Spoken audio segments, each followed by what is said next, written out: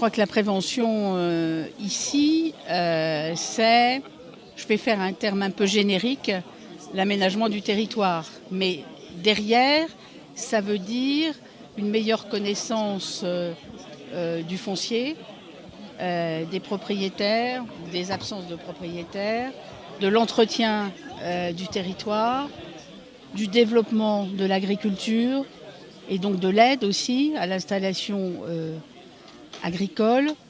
J'ai vu un berger là-haut qui a tout perdu.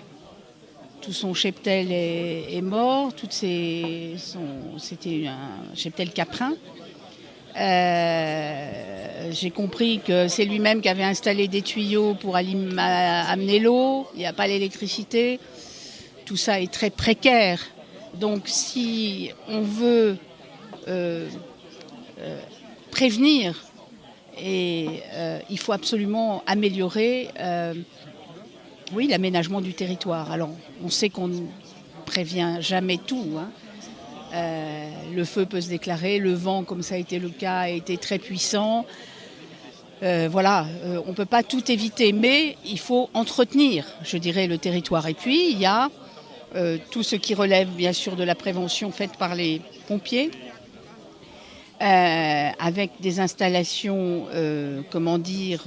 pensées, d'anticipation sur le territoire, dont le président Siméon vient de me parler.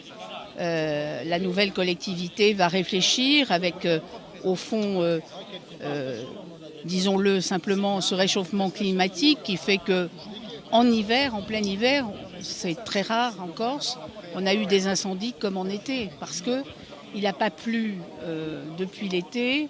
J'ai vu le barrage, la réserve, l'eau est très basse.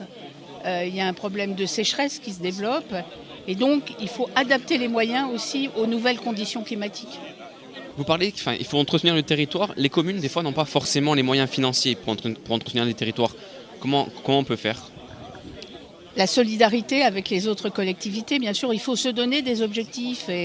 Et une collectivité comme la collectivité de Corse, je ne veux pas parler à leur place, mais peut évidemment dans le domaine environnemental avoir aussi toute une politique, vous savez, pour entretenir les terrains, pour éviter les friches, etc. etc. C'est très important.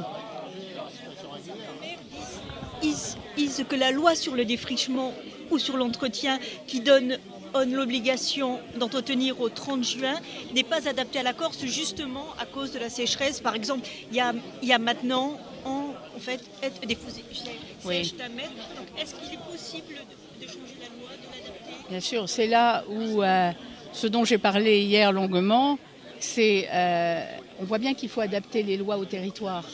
Ce qui est vrai, dans les Vosges ou dans le Loir-et-Cher où j'habite, n'est pas forcément vrai en Corse.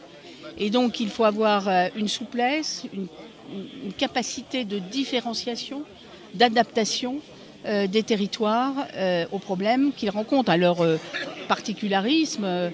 La Corse est une île et je dirais encore plus, avec plus de conviction aujourd'hui, parce que je l'ai survolée en hélicoptère avec un hélicoptère de la gendarmerie, c'est une montagne dans la mer et donc il faut tenir compte de tous ces spécificités naturelles et que l'homme a développées, bien évidemment, avec l'occupation du territoire. Et c'est très important, évidemment, de donner la capacité d'adaptation.